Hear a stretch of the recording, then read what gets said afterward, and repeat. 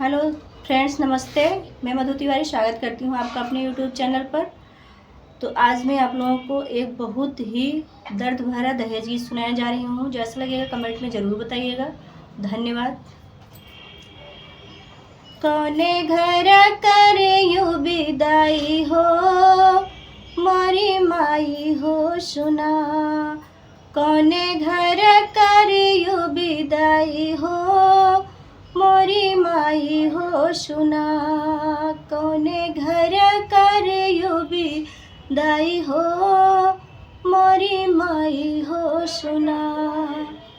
सासू के बोलिया तो लगे जैसा गोलिया, सासू के बोलिया तो लगे जैसा गोलिया।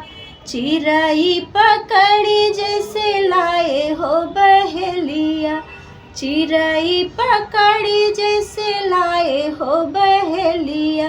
देवरा तो लागेला कसाई हो, अरे देवरा तो लागेला कसाई हो, मोरी माई हो सुना।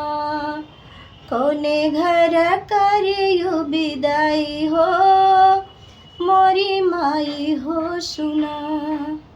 एक दिन चोरी छिपे लागे हम झरोखवा, एक दिन चोरी छिपे लागे हम झरोखवा। सुने हमें ससुर के मनवा के पपुआ, सुने हमें ससुर के मनवा के पपुआ।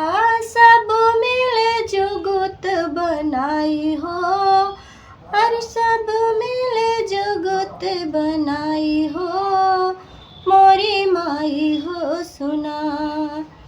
कौनो दिन तेल डारी कद जलाई, कौनो दिन तेल डारी कद जलाई।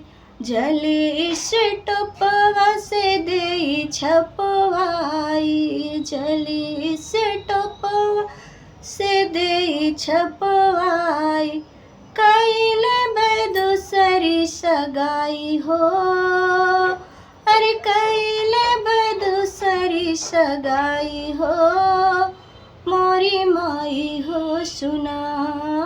कैले दूसरी सगाई हो, मोरी माई हो सुना।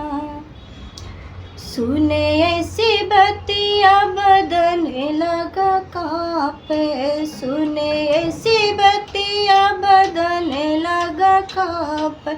चूड़िया की बोली सुने देवरा जो झांके, चूड़िया की बोली सुने देवरा जो झांके।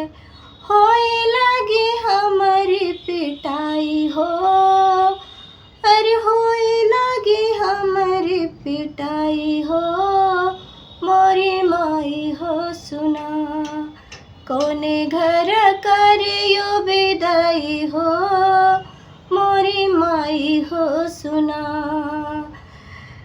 कौने घर कर यू विदाई हो, मोरी माई हो सुना। गलेवा के हरवाया हाथ के कंगनवा, गलेवा के हरवा और हाथ के कंगनवा।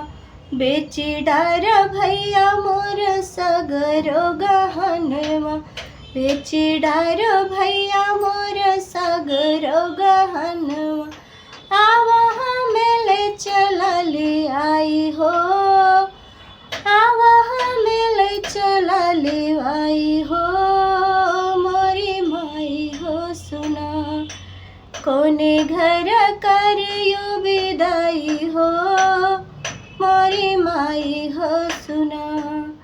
कौने घर कर यू विदाई हो, मोरी माई हो सुना।